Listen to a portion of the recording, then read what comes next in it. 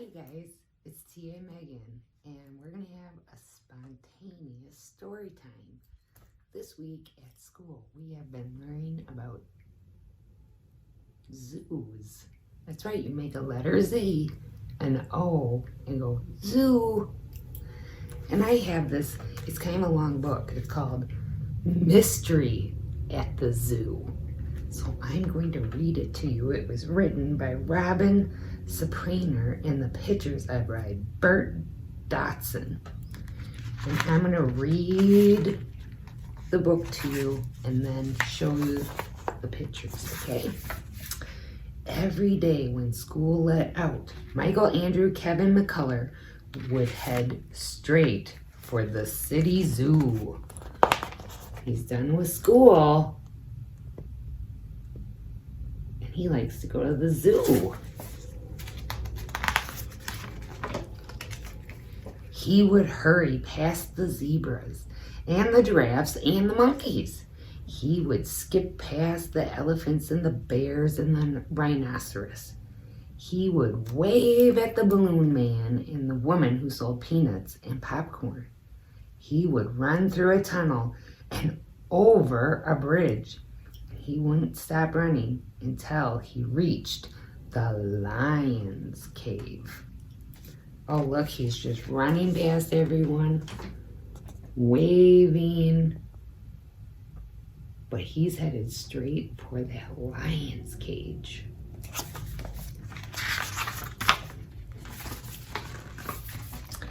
When Michael Andrew Kevin McCullough would then put down his books and say, "Good afternoon, Simba." Oh, look, I'm wearing a Simba from the Lion King shirt.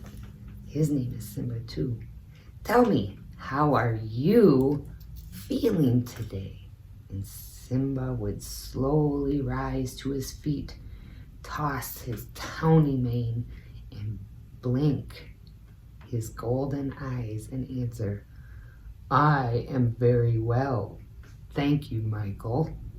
But I do miss Africa."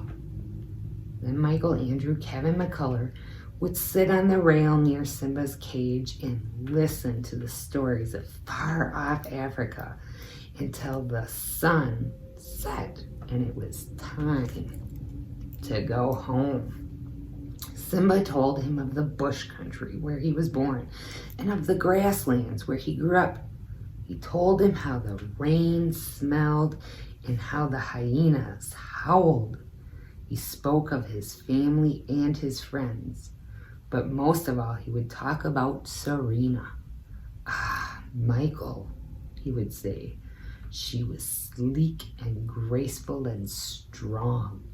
She was beautiful. If only I could see her again." And Michael can talk to the lion named Simba.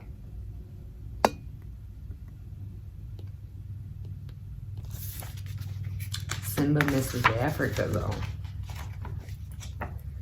Then one day, when Michael arrived at the zoo, he saw a crowd around Simba's cage. The zookeeper was blowing on his whistle, and people were shouting, and children were crying, and everyone was talking at once. "What happened? What is the matter?" Michael called to a woman who was running with a baby in her arms. "Haven't you heard?" the woman shouted back. "The lion has escaped. Run for your life if you know what's good for you." Oh no.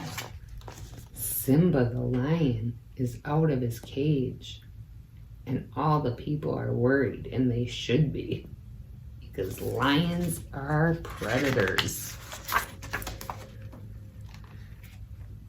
Men in blue uniforms arrived in a truck. They carried guns and nets, and they spoke to the zookeepers. They looked very serious. Michael tried to hear what they were saying, but he was too far away. A man standing next to him leaned down and said, "Don't worry, kid. Nobody will hurt Simba unless he has to." And suddenly Michael was frightened. Simba was in danger. Oh, it does look very serious, but a lion in the city could hurt people or cause a lot of damage.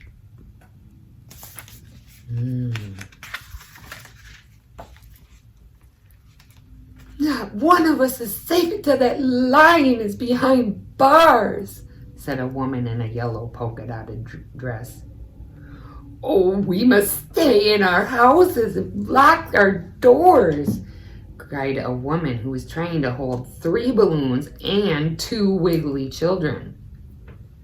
We should offer a reward for his capture, called a woman who was wearing a large hat with feathers. Yes, yes, cried all the others. $100, someone shouted. $250, shouted another. Oh, all the people are coming up with ideas.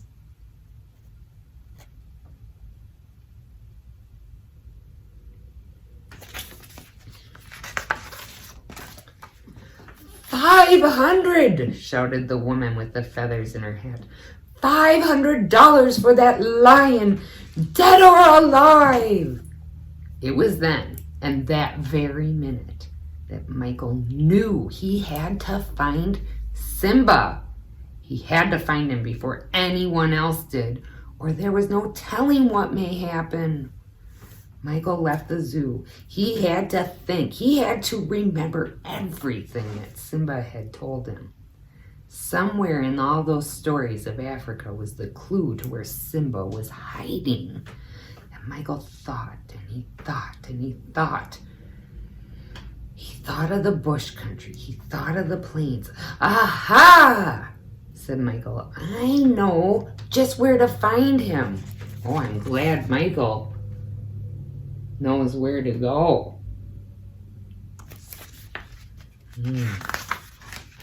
He ran down the street until he came to a big stone building, and the sign said, "The Zoo Society. Lecture today. The African Plains. Everyone welcome." So Michael went inside and he walked into the large room with many people.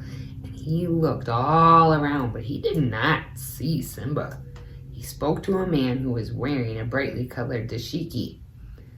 "Please, sir," said Michael, "I am looking for a lion. He has escaped from the zoo, and I'm worried about him." "I'm sorry, my little brother," said the man in the dashiki. "I have not seen your lion, but I will ask others." Excuse me. The man spoke into a microphone. "Ladies and gentlemen," he said, "your attention, please. I have just found out that a lion has escaped from the zoo." And before he could say another word, everyone jumped up and people screamed and shouted and pushed and shoved, and they climbed on top of each other and they ran in every direction. Uh-oh. Now, if you didn't know, a dashiki is that type of shirt. And they are a shirt that are originally from Africa. Look at those people running everywhere. Let me get a sip of water here. Oh my goodness, they're knocking over chairs and all sorts of things. Soon the room was empty, and Michael said he was sorry to have caused so much trouble. The man in the dashiki said he was sorry too, and they shook hands. Then Michael said goodbye. Michael thought and he thought, and he thought of how the rain smelled in Africa, and he thought of how dry the grass rustled in the wind, and he thought of how the hyena howled. "Aha," said Michael, "I know just the place to find Simba." He crossed 3 streets. He turned 2 corners, and he ran until he came to a big gray building. A sign that said, "The Museum of Natural History." Oh, he gets to go to a museum too? Do you think he'll find Simba there? Let's see. Michael went inside and he walked through the hall of dinosaurs, which we've also been listening about. And he saw a woolly mammoth, he saw a saber-toothed tiger, but he did not see Simba. He went into one room, down a hall, and then out another room, and he saw all kinds of things. He saw a polar bear, a walrus, and a penguin. And at last he came to a large room, and the sign in the doorway said, "The African Veldt." And Michael crossed his fingers, and he went into the room.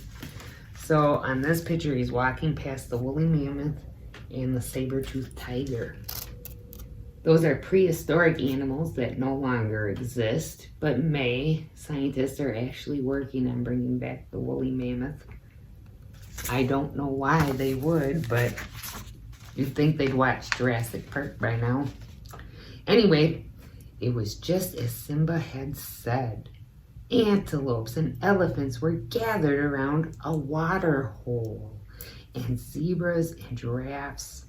There were cheetahs and jackals and ring-tailed wildcats, and the largest cat of all, the African lion. Michael closed his eyes.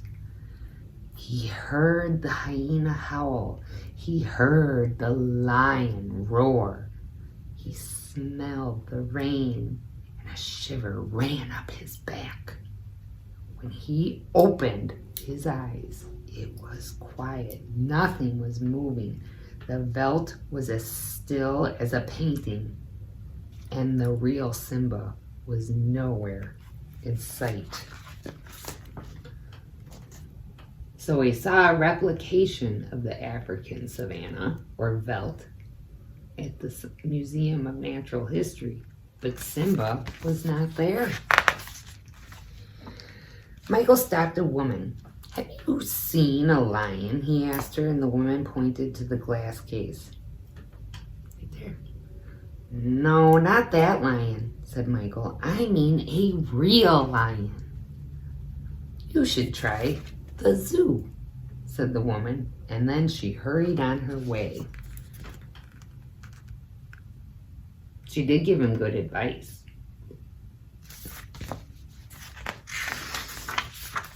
Michael left the museum. He walked and thought and walked and thought. He did not look where he was going. He did not see the sign until he bumped right into it. "Come to the circus! See acrobats, clowns, lions, and tigers." A long time ago, there was animals that were kept in circuses, and they weren't very happy, I'll tell you that.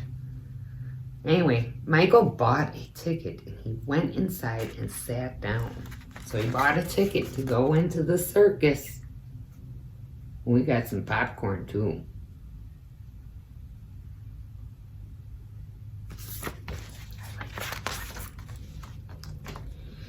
The ringmaster held up his hands. "Ladies and gentlemen," he said, "from the wilds of Africa, we bring you one and only Buddy Brave with his ferocious African lions." And the lion tamer cracked his whip. The lions tossed their tawny manes. They blinked their golden eyes, and they leapt to their stools and spread their sharp claws. Michael looked for Simba, but he was not there.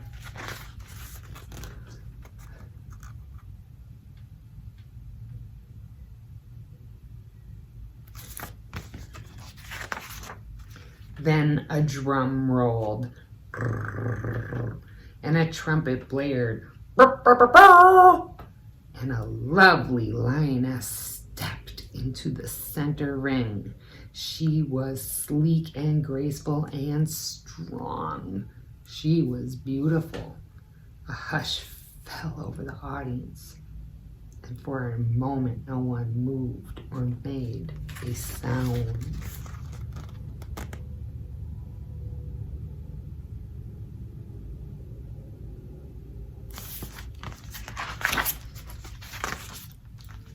Then Then a sound came from the top row of the grandstand. It sounded like the roaring of a train. It sounded like the rumbling of an earthquake. It shook the circus tent. Michael looked up. Up, high above the crowd sat Simba the lion, and his golden eyes blazed like a flame. He had come to see the beautiful lioness. He had come to see his Serena. Oh, he found Serena, his friend, and he's saying, "Roar!" I don't think that was a very good line, or by the way, but I try my best.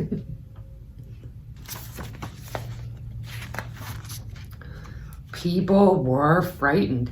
They saw the mighty lion and they ran away as fast as they could. Animal trainers ran in with a heavy net and they threw the net over Simba's head. "Stop!" cried Michael when he saw what was happening. "Stop! Oh, please, you must stop!" The guards did not hear him. They drew the net tighter and led Simba away. Well, they caught him with a net. At least they didn't use weapons like guns or something.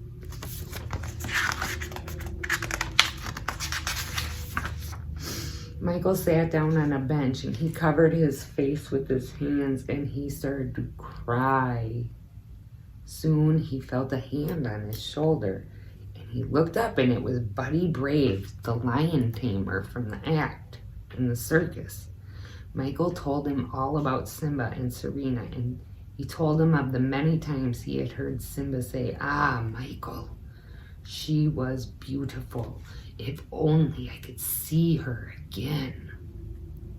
"I have an idea," the lion tamer said, and he bent down and he whispered into Michael's ear.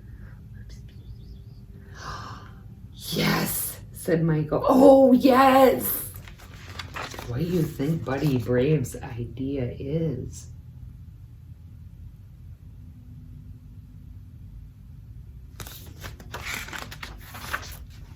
The next day, there was a lot of excitement at the zoo. A big crowd was gathered around the lion's cage. Simba was back, but he was not alone. Beside him sat the beautiful lioness with the amber eyes and the silken fur, and people were shouting and children were laughing, and everybody was talking at once. "Who is she?" they asked. "Where did she come from?" They wanted to know. "How did she get here?" they wondered. And Michael smiled up at his new friend, Buddy Brave. Only they knew the answer to the mystery at the zoo. Oh, they're back together again. Simba and Serena, and they look so happy and content. Now every day when school is out, Michael, Andrew, Kevin McCullough still head straight for the zoo. He hurries past the zebras and the giraffes and the monkeys, and he skips past the elephants and the bears and the rhinoceros. He just runs right by all those interesting animals.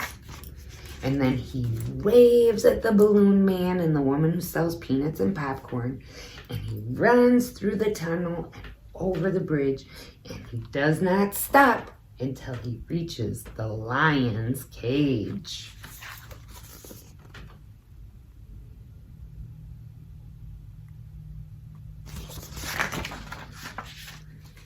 Then Michael, Andrew, Kevin McCullough puts down his books and says, "Good afternoon, Serena. Good afternoon, Simba. Tell me, how are you doing today?"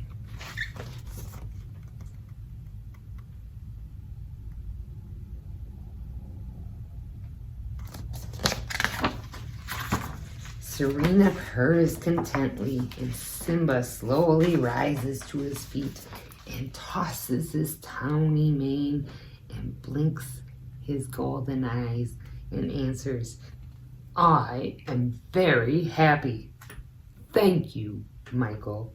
I am very, very happy. Oh, Simba. He's a happy lion. And that is the end of Mystery at the Zoo. I hope you liked this book about a lion being reunited with his lioness friend. All right, I'll see you later for more reading. Bye-bye.